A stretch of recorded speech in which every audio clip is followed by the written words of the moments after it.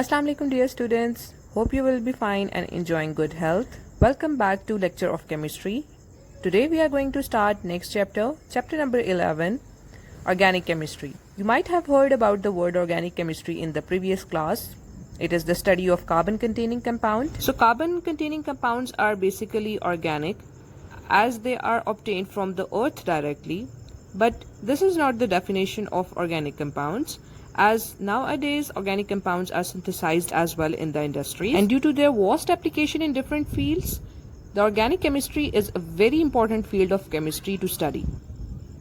Organic chemistry is basically the branch of chemistry dealing with the carbon containing compounds. Carbon is present in group number 6 and it has the property that it can make bond with almost every element present on the earth crust, which is why it can be used in different substances like petroleum, drugs, cosmetics, etc.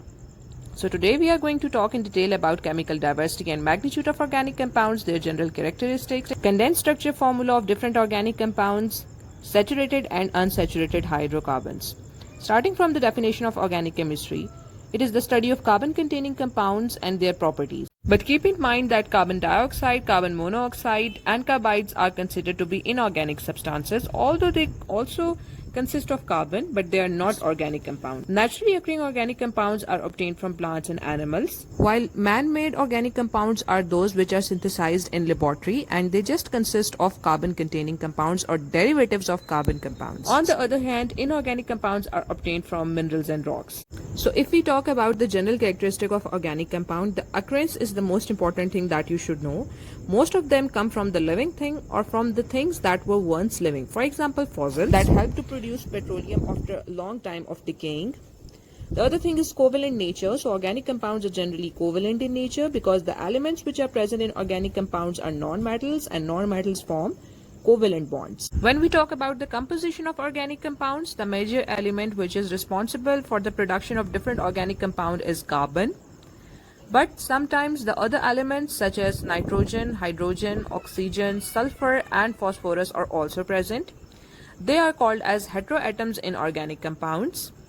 They also combine with carbon to form organic compounds. But when we talk about the inorganic compounds, they are made up of almost all the elements of periodic table known so far. Next property of organic compound is its low melting and boiling point because they are volatile. Volatile means that they can easily evaporate, as the force of attraction between the covalent compound is very weak, so they have low melting and boiling point. Next is solubility. Polar organic compounds are soluble in polar solvents and vice versa. For example, if we have alcohol consists of OH group, so it will be soluble in water because water also consists of OH group. So oxygen of alcohol and hydrogen of water will combine together to form hydrogen bond and hence they will be soluble in each other. But non-polar organic compounds are soluble in non-polar substances. Like the rule, like dissolves like. The next important thing about the organic compound is its homologous nature. Homology is basically the series of related compounds in which any two adjacent molecules differ by CH2 group. For example, you can see a list of organic compounds over here. Every next compound in this homologous consists of additional CH2 group, hence making a homologous series. In this homologous series, as we are talking about just alkane, and this is the list of alkanes from carbon number 1 to carbon number 10. So from carbon number 1 to carbon number 10, each next compound consists of additional CH2 group. This property relates to organic compound only. When we talk about the reaction rates, their reaction rates are often slow due to their covalent bonding and less stability than inorganic compounds. Carbon can form bonds because of its covalent nature. Outermost shell of carbon consists of 4 electrons, which means it has the vacancy of 4 more electrons, which it will complete by making bond with other elements such as carbon itself or sometimes hydrogen. When we talk about the structure formula of organic compounds, organic chemists use structure formula to represent organic compound. And this formula indicates the number and types of atom present in a molecule, and it also shows the bonding arrangement of the atoms. Structure formula of organic compounds are represented in many ways like Lewis structure, cross and dot structure, which you have studied in class 9th, or dash structure. These formulas represent the actual bonding of elements and their atoms. The complete structure formula you can see on your screens.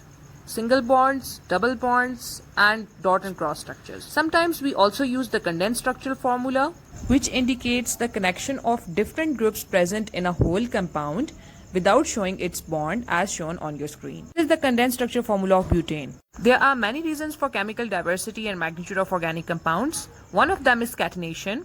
It is the self-linking ability of carbon, due to which it can form a long range of compounds consisting of straight chain, branched chain, and closed chain. So this ability is present in carbon only. Another thing which is responsible for the chemical diversity and magnitude of organic compound is its isomerism.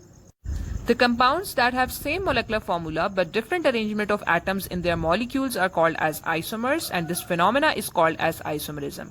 For example, you can see butane over here, and the other structure is 2-methylpropane. Both of them consist of same number of carbon and hydrogen atoms, but one of them is the straight chain alkane and the other is the branch chain alkane. There are only two isomers of butane. One is the straight chain butane, and another different arrangement of atom for butane is the branch chain butane. There is no more possibility of different arrangement of atoms for butane, so there are only two isomers. But as we talk about pentane, there are three isomers. One is the simple straight chain pentane and the other two are the branch chain pentane, as there are two possibilities of different arrangement of atoms in case of pentane. So this is structural isomer, as we have different compounds over here: methane, ethane, propane, and butane. There is just one structural formula for methane, ethane, and propane, as there are no more than one possibility of structural formula for these compounds. Isomers start from butane, C4H10, as there are different arrangement of atoms possible for this organic compound. So in addition to straight chain butane, there is another isomer of butane, which is branch chain butane, shown over here. Both of them have the same number of atoms, hence the same molecular formula but a different structural formula. This is branch chain butane, consisting 3 carbon atoms in a straight chain, and one methyl group is attached to the central carbon atom, hence behaving as a branch chain butane. The molecular formula is C4H10. So these are the two isomers of butane. One is the straight chain consisting of 4 carbon atoms and the other is branch chain, again consisting of 4 carbon atoms. So can you write the condensed structural formula for both of these isomers of butane?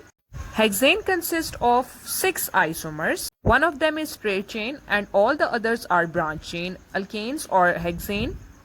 Can you draw those isomers by yourself?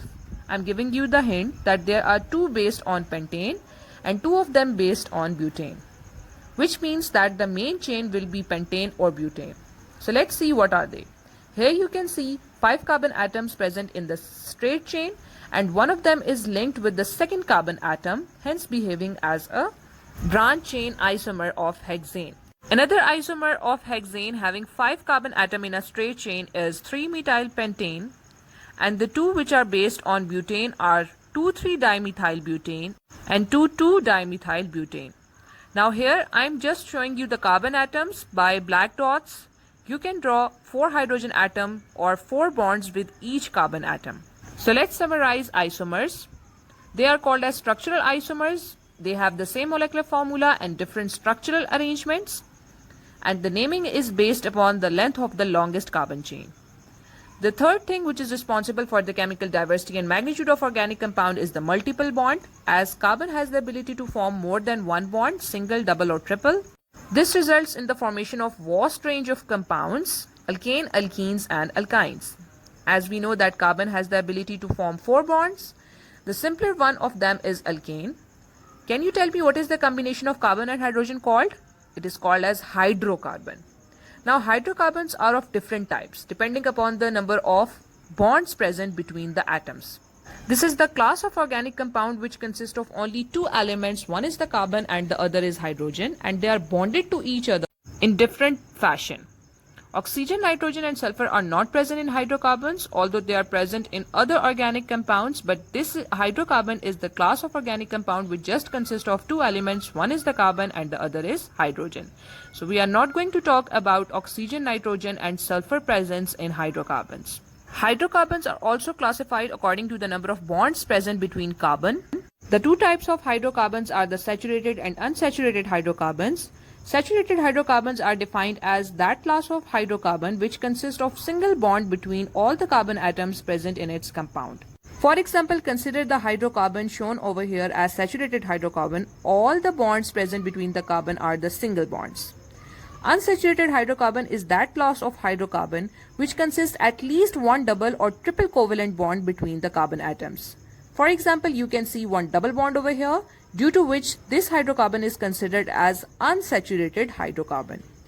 You can also memorize saturated and unsaturated by saturated means that we have more amount of atoms of hydrogen, and unsaturated means we have less number of hydrogen atoms. The three hydrocarbons are alkane, alkenes and alkynes. Let's talk about alkanes first. It is the saturated hydrocarbon, which means that all the carbon atoms share a single covalent bond with each other in alkanes. There is a general formula for alkane which will help you to draw the structural formula of all the alkanes without memorizing it. The general formula is CnH2n plus 2, where N is the number of carbon atoms. The simplest alkane is methane. Can you tell me what is the structural formula of methane? It's too simple. If it is the simplest alkane, it means the number of carbon atoms in methane would be just 1. On the basis of knowledge of number of carbon atoms, we are going to see what is the number of hydrogen atom in this methane. Let's put the number of hydrogen atoms in the formula. As the formula is CnH2n plus 2, we have number of carbon atom 1 because it is the simplest alkane. So number of hydrogen atom will be 2n plus 2. N is 1. 2 times 1 plus 2 is equal to 4. The next hydrocarbon is alkene. It is the hydrocarbon which consists at least one double bond between carbon atom, and the general formula is CnH2n. Again, N represents the number of carbon atoms. So we can find out the number of hydrogen atoms in ethene by using the general formula. The simplest alkene is ethene, where the number of carbon atom is 2. So the number of hydrogen atom for ethene would be 2n, which means 2 times 2 is equal to 4. So molecular structure of ethene is C2H4. The third branch of hydrocarbons is alkynes. The general formula is CnH2n minus 2, and the simplest alkyne starts from 2 carbon atoms, and there is one triple bond present between the 2 carbon atoms. So the number of hydrogen atom for this is 2n minus 2. 2 times 2 minus 2 is equal to 2, which means the chemical formula of ethyne is C2H2. Let's summarize hydrocarbons now. They are of two types, saturated and unsaturated. Saturated consists of single covalent bond, while unsaturated consists of double or triple covalent bond. Saturated are called as alkane. The general formula is shown over here, while unsaturated are alkenes and alkynes, and their general formula are also shown over here. Do the practice of this general formula by putting different values of number of carbon atoms. That's it for today. I hope you enjoyed today's lecture. Solve self-assessment exercise 11.1 and 11.2 neatly on your register. If you have any question regarding this topic, you can ask me anytime. Till next lecture, Allah Hafiz and take care.